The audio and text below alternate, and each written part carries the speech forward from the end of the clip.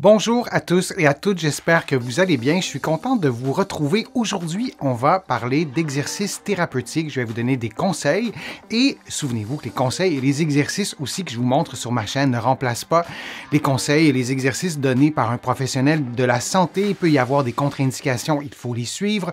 Vous devez aussi adapter les exercices à vos capacités, à votre condition. Si vous avez par exemple un problème musculo-squelettique, vous allez trouver plusieurs des exercices que je vous propose aujourd'hui dans mon livre Plus jamais malade et aussi dans mon livre sur le vieillissement pour contrer les effets du vieillissement et aussi mon livre pour soulager les douleurs au dos et au cou. La planche latérale dynamique, c'est un exercice qui est vraiment intéressant.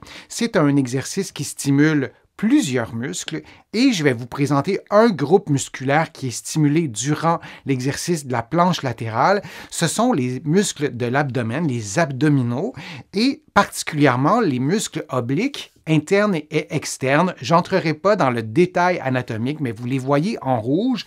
On voit aussi en gris au centre le droit de l'abdomen, donc c'est aussi un muscle qui est encore plus superficiel, et il y a le transverse de l'abdomen qui est plus en profondeur. Donc, l'exercice de la planche latérale, comme que vous voyez en ce moment, ça stimule les abdominaux, mais bien sûr, vous le devinez, ça stimule aussi la région les muscles des fessiers, les hanches. C'est un exercice qui est complet. Alors, pourquoi on ferait cet exercice-là?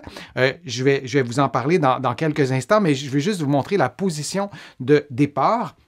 Alors, vous êtes en appui sur votre avant-bras et l'animation va démarrer dans quelques secondes. Vous êtes en appui sur votre avant-bras et sur vos pieds. Et donc, on essaie d'avoir un bon alignement entre la tête, les épaules et le bassin et les pieds, de former une ligne droite ou à peu près une ligne droite. Et on va relever cette partie-là du corps et ensuite, on va revenir à la position de départ et on va répéter le mouvement.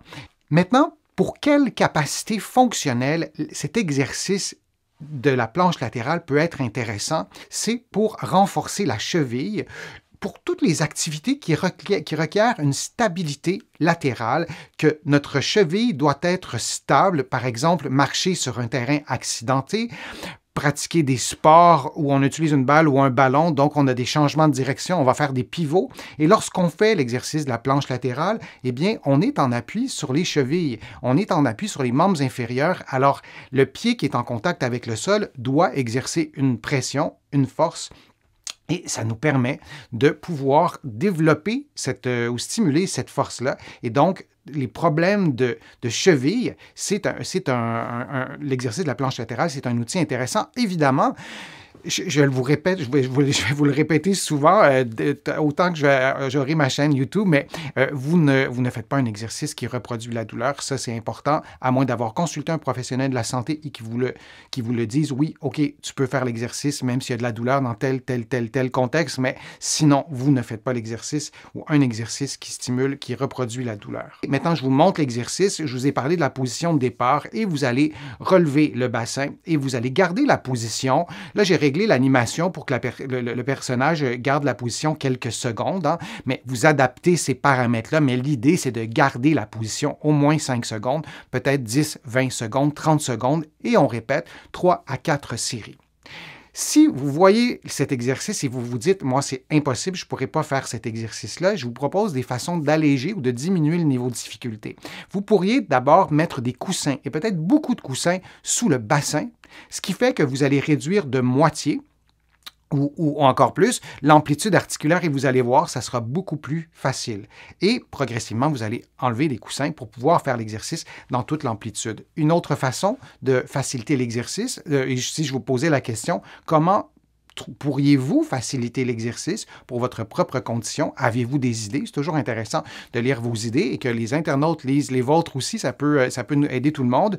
Et en ce qui me concerne, je vous proposerais de faire l'exercice pour le faciliter en plaçant votre main au sol plutôt que de placer la main sur le bassin comme vous le voyez en ce moment.